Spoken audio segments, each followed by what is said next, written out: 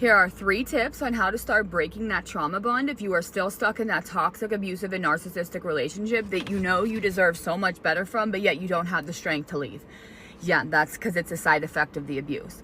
But this is going to be a bit of a longer video, but I promise if you listen to the end and actually start utilizing these 3 tips, it will start to build the strength and help you remember who the fuck you are and gets to step in and gets to business and leave. And just FYI, there is never going to be a perfect time to leave. It's never going to feel like the right time because of the abuse cycle.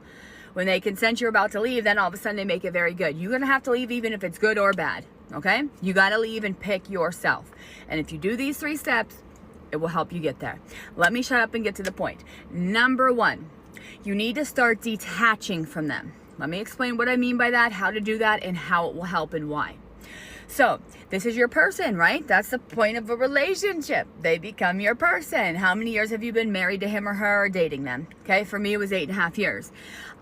He was the person I turned to talk about my day at work or to talk about my favorite show. So like after Vanderpump Rules, I would like text or call, not every time, but he'd be the person I'd call and be like, oh my God, I can't believe Lola did this or Jax did that. And you have to find an alternative method that doesn't involve them. I'll explain why, but let me explain some examples on what to do. So when you come home from work, naturally you talk with your person about how your work day or day out went.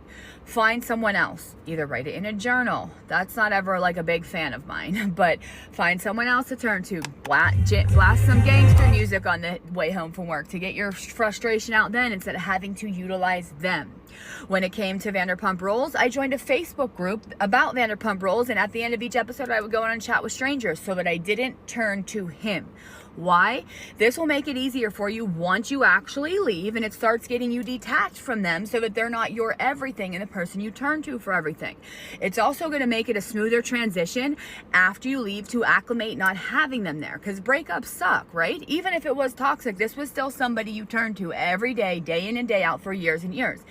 There's going to be an adjustment period, and this will help tone that down because it's going to be brutal. There's nothing easy about leaving a toxic relationship, and outsiders won't get it. You don't need them to. I get you, you get me, we're in this together.